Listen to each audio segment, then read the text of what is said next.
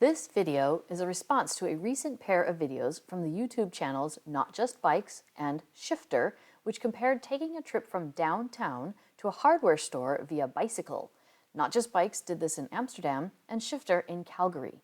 You can find links to those videos in the description.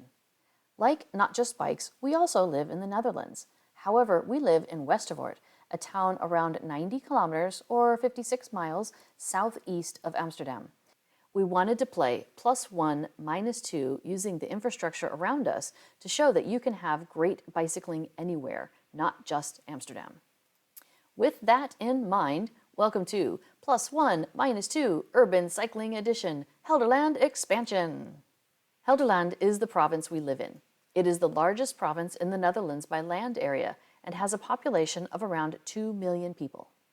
In addition to the base game's +1 for moments of bike friendliness that made it easy to ride, and -2 for things that were difficult or discouraged us from riding, in this expansion we've added 2 new trackables.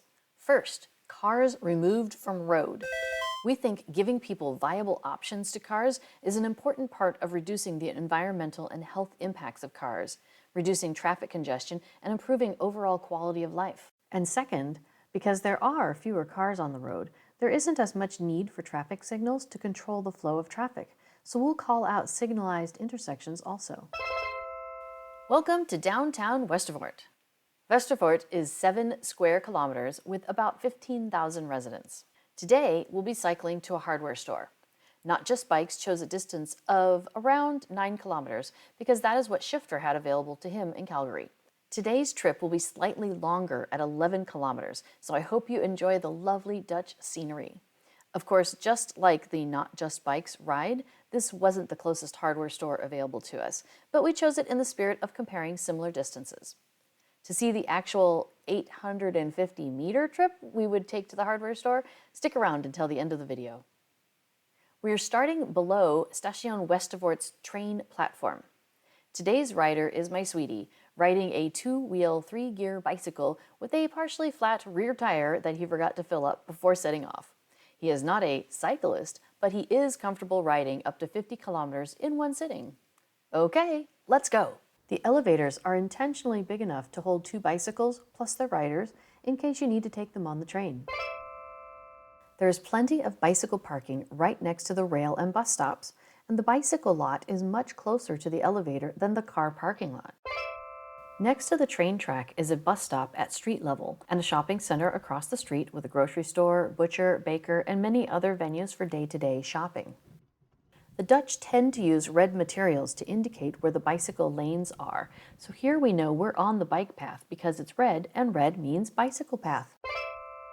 The road traffic has priority at this intersection, but there is a central island where we can wait after crossing one lane if we need to. The traffic was light, so we didn't need to stop today. Here's our first obvious example of someone out and about who probably would have been in a car if this were North America. They're not dressed in any special gear, so they're probably running errands or going to a friend's house. Here's another one. This path is shared between bicycles and motorized scooters. The bumps here help calm the speed of motorized vehicles, but for bikes, it's just fun. Here, the bike lane has priority over cars turning toward the shopping center. Notice that she is in a business suit on her bike. Again, the bike lane has priority over cars, this time turning into the neighborhood. The bicycle path is wide enough for bi-directional traffic without anybody feeling squished. Another car off the road. We've got 2 people riding near each other, and we debated this, but decided they appear similar in age and they have the same model bicycle. So we'll err on the cautious side and say 1 car instead of 2. The car road and bicycle path cross here, but first the road narrows, changes color, and has a bump, all of which helps calm vehicle speed. The paths then cross at right angles, which makes it easier for riders and drivers to see each other. At the intersection, bicycles have priority. Also, there's trees and plant life on the sides, so these intersections look attractive as well. We are cycling next to the rail track, but with all the greenery, you wouldn't know it. There are regular connections to the neighborhood streets on the other side of the road on our right. That makes it easy to get off the streets and onto the bicycle path no matter where you're starting. There's a park on the right side of the bike path here. This helps keep us farther away from cars and is nice to look at. Also, there are lights for nighttime, styled in the shape of a partial bicycle chain, functional for evening journeys and stylish. A piece of plastic on the bicycle was vibrating and making an annoying noise, so he stopped to try to bang it into place. There was enough room for others to pass while he did it, even though he hadn't pulled off into the grass to stop.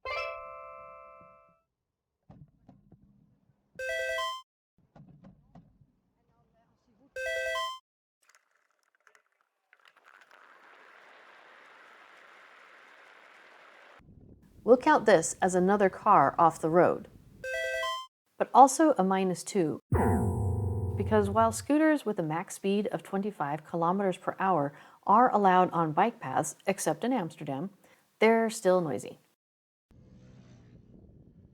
Another safe intersection with priority for bicycles versus traffic passing under the railroad tracks on the left. Another park on the left. No bonus points, but it adds to the general pastoral feeling of the ride.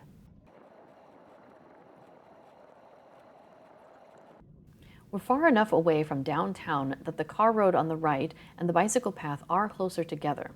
However, there's a sturdy-looking hedge between us and the 2-ton death machines, so I feel safe. A sports cyclist who probably isn't keeping a car off the road, but they're still able to use the safe infrastructure.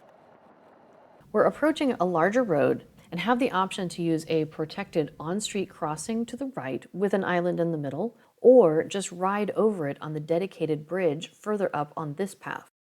The on-street option is almost flat, which appeals to semi-asthmatic people like me, but the elevation change for the bridge is spread out, as you might be able to tell, and it doesn't feel uncomfortable for most folks, even me on most days. I can hear that scooter from far away. Ugh, -2. But it is a delivery vehicle, which means one less car on the road. Yay! The road level intersection is down on the right and meets back up with this path just up ahead here. It's neat that on any given day, I can choose which path works best for me. +1 for options for all physical abilities. Here's where the on-street crossing joins back up with the bridge crossing. On the left, there's an 8-car train. It's a Saturday, so that's between 1 and 100 cars off the road. Since they're not on the bicycle path, however, nil point. On rewatching the video, we noticed that the wind noise at the camera was louder than the train. Thanks to all the rain this summer, the plants are growing into the bicycle path. While there's still enough room, he did have to adjust because of it. More cool bicycle chain-styled lights.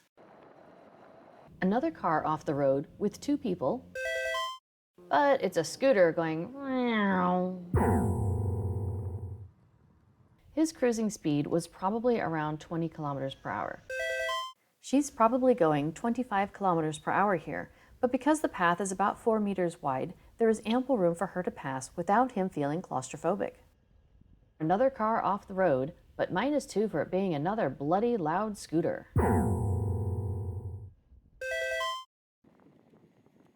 A good bicycle network doesn't require a bunch of fancy infrastructure. These asphalt lanes are about 2 meters wide, with LED lighting every 30 meters or so, and they work great day or night. Here, there's enough room for him to pass the jogger while the scooter passes him at the same time.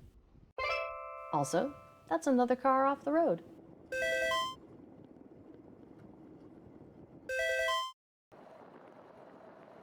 We have a youngster here, and I love how they're able to be out and about without having to be driven to where they're going.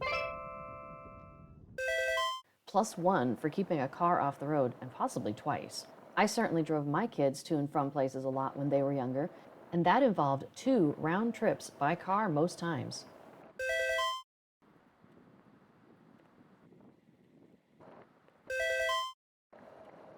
Snacking while riding, I love it. There is a school on our right. From online pictures and maps, we can see a bicycle parking area with space for over 300 bicycles. If you used that space for cars, it would fit maybe 50 vehicles. So yay for having bicycle parking that accommodates 6 times the number of vehicles and encourages removing cars from the road.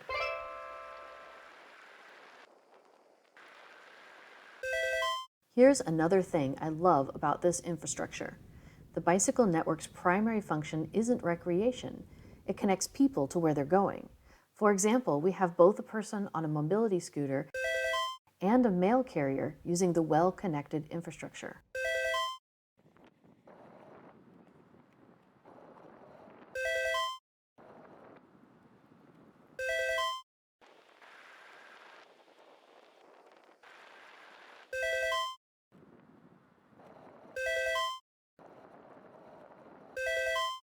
In North America, this upcoming intersection would have traffic lights or possibly a 4-way stop encouraging traffic backups.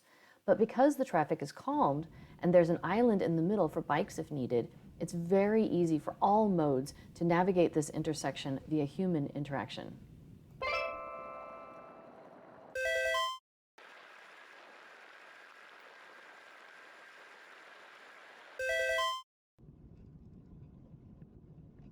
Note the parked bicycles on the right. There's a small restaurant on the corner just before the train station up on the left. It's awesome that we could just pull over, park the bike, and grab a snack without having to find parking for a large car. Very social and encourages community.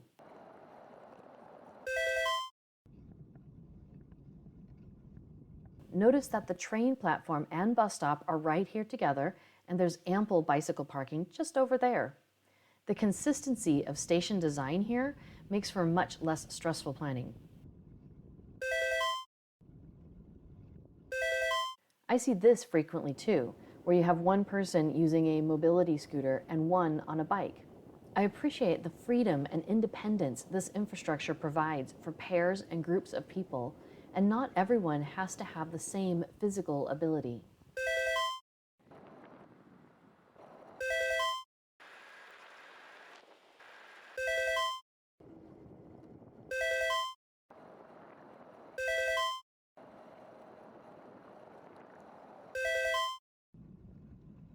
First, our path crosses a bicycle path, and priority for the other path is clearly marked with both a yield sign and the shark's teeth on the ground. There's a stop sign here, which is so weird. Maybe because there isn't an island in the middle to stop at? We're thinking that this intersection hasn't been updated in quite some time, so once it is, that stop sign will disappear and a center island will appear.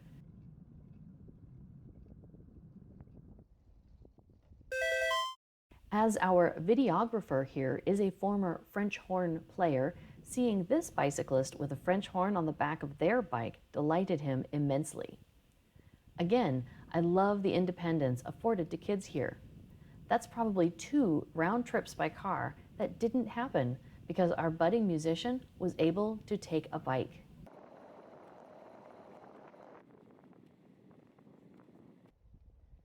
Another cyclist out enjoying the day. This scooter wasn't too noisy.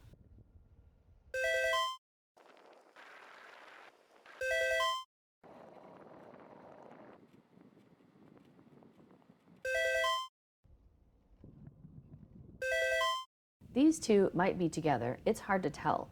Since we're playing Gelderland rules, we're going to count them as separate if they're riding more than 10 meters apart. This is one of several picnic benches along the bike path. It's neat to know that we could stop and rest for a while, or even bring a packed lunch as part of a day out. On other trips, our videographer has seen younger folks sitting, socializing, and goofing off here. A full carload of folks. It's amazing to be seeing animals grazing next to the bicycle path. Sometimes it's sheep, sometimes cows or horses, but it's always delightful. Another carload off the streets with 2 bicycles and a child on the back of the bike.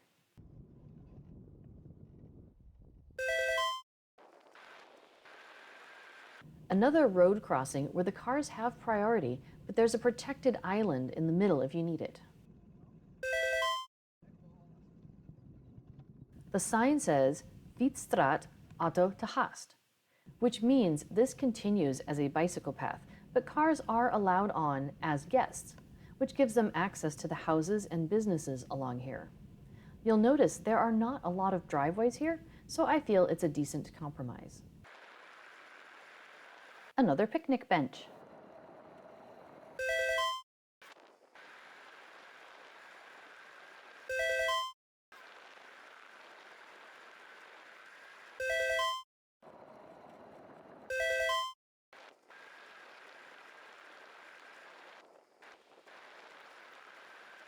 Disappointing that there are cars parked on the bicycle path. But even with cars parked on the bicycle path, there's still room for bi-directional traffic to happen. So cool to look up and see birds flying around above us.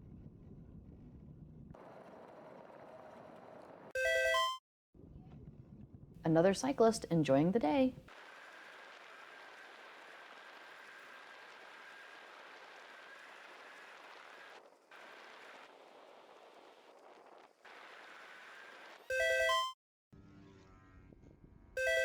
If we have to yield to opposing traffic, I don't mind that it's a bicycle.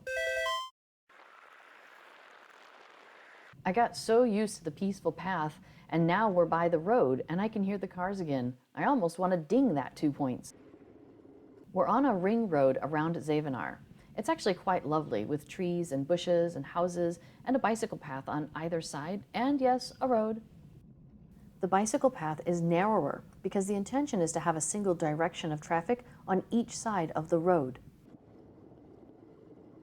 Zevenaar's population is around 45,000 people, which is about 3 times the population of Westervoort where we started.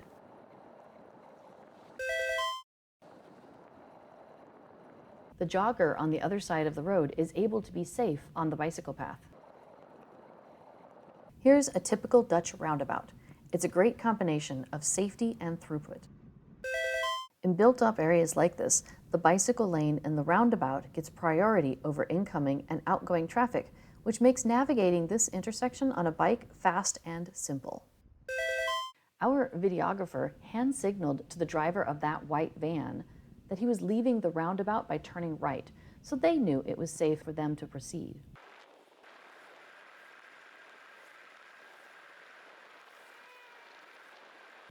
Just look at that lovely crossing with a center island for bicycles and pedestrians.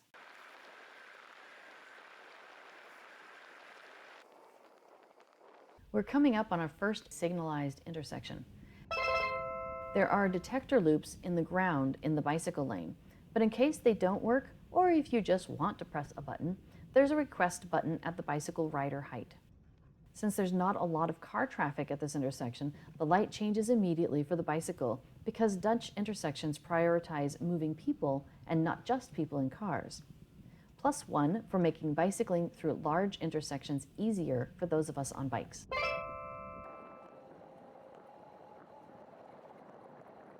These signs are telling us that bikes continue on the right and scooters get the space on the left. I'm a fan of infrastructure that directs scooters away from my space. Yes, it's mine now. I find it really peaceful seeing all the trees and other greenery so close to the bicycle path.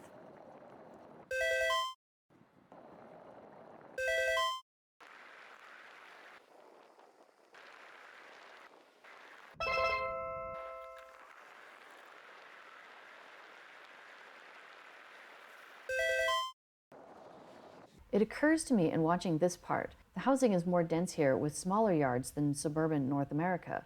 There's still a priority on green space, like on our right and left, but belongs to everyone and is shared instead of being fenced off into individual people's yards. We want to turn left here. To do that, we'll first go straight across, then turn left and cross that road too. Because the lights cycle quickly with fewer cars on the road, it only took the first light around 7 seconds to turn green and the second light around 30 seconds.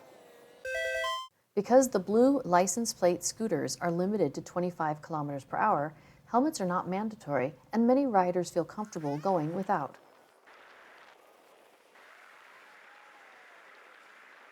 Is it wrong to feel glee at watching the car traffic get backed up, knowing that we're going to zoom on through the next intersection?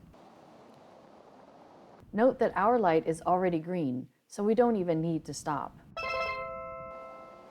You'll notice that this is a pretty heavily trafficked road, with cars zooming by at a fair pace, and yet the bicycle lane feels very safe and protected, and even pleasant still.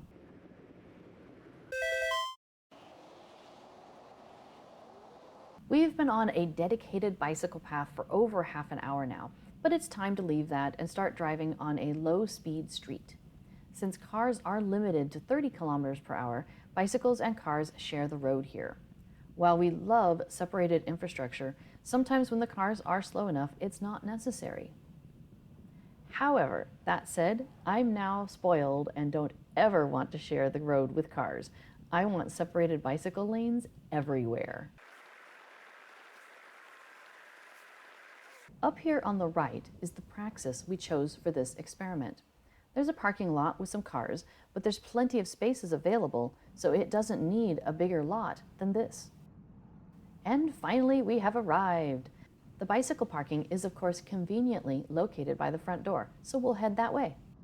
First, we get to navigate around an exiting car, but the brick material and narrow lane of outdoor displays act as traffic calming measures, so they are driving very slowly. I'm seeing at least 8 well-spaced bicycle spaces with lots of room between them for loading up. And unlike in Calgary, no one has parked any of the store vehicles in the way. +1 for excellent hardware store bicycle parking. So, what's our final score? In our 35-minute ride, we called out 24 +1 moments of bike friendliness and 7 -2 things that were difficult or discouraged us from riding, for a total score of +10. Additionally, we identified 70 cars that were removed from the road and had to pass through only 4 signalized intersections. Awesome! Was that a lovely trip to take on a nice sunny day? Of course. Would that be a normal way to get to the hardware store? Not at all. There's a smaller hardware store in town, so the actual trip was about 850 meters away, not 11 kilometers. Just for fun, let's take a look at that trip for comparison. We're back on the red bicycle path at the beginning, just like the other trip, this time using the center island as there is car traffic. Technically, that car had priority, but they have to stop for pedestrians nearby, so they often stop for the bikes too. Back over the speed calming bumps again, but this time we're turning right into the neighborhood. We have indicated our intent, so the car is free to go. We're now on a brick road with cars parked on the sides in an alternating pattern. Even though the road is shared, things like this help calm the auto traffic, making it safer for everyone and more comfortable for people like me. I tend to stay a lot closer to home, so this type of ride on a brick road through a local neighborhood is very familiar to me. I loved the mixed neighborhoods with shops and homes within walking distance of each other. Okay, so here we have to leave the neighborhood and go onto a bigger street. It's again shared, but speed limits are higher, so bicycles have lanes on the sides and traffic is slowed by the narrowness of their shared bi-directional lane. The bike lanes are very clear, so +1, but the cars weave back and forth depending on what's around them. It keeps the car drivers on their toes, but the closeness of the cars and their acceptable speeds makes this my least favorite part of the ride. Whew, we made it to the off-street bicycle path again. Now I can relax and enjoy the chickens, and trees, and dogs. We got so caught up in enjoying the ride that we missed our destination. Here's where we would have turned off of our bicycle path and crossed the street to the hardware store. It's up here, on the other side of the white tents at the florist. Oops, we realized our mistake. The lane looks narrow, but it's still wide enough for another person to pass us while we turn around so we can cross the street. And there's our destination. Thank you for joining us for this +1, -2 response to Not Just Bikes and Shifters videos. We hope you enjoyed the Gelderland expansion, which added cars removed from road and signalized intersections. We think everyone should have a variety of transportation choices for daily life, and living in the Netherlands has shown us how bicycling is an important middle distance option for getting around. People-focused infrastructure has added a lot to our quality of life. We'll be posting more videos where we show off this lovely infrastructure and share more examples of how easy it is to get around. We'll also post the original unedited footage if you'd like to watch the ride in real time. Let us know what you thought of this ride, and if you have any suggestions for topics you'd like to see in the future, put them in the comments. See you next time! I'd like to thank Not Just Bikes for inspiring this video.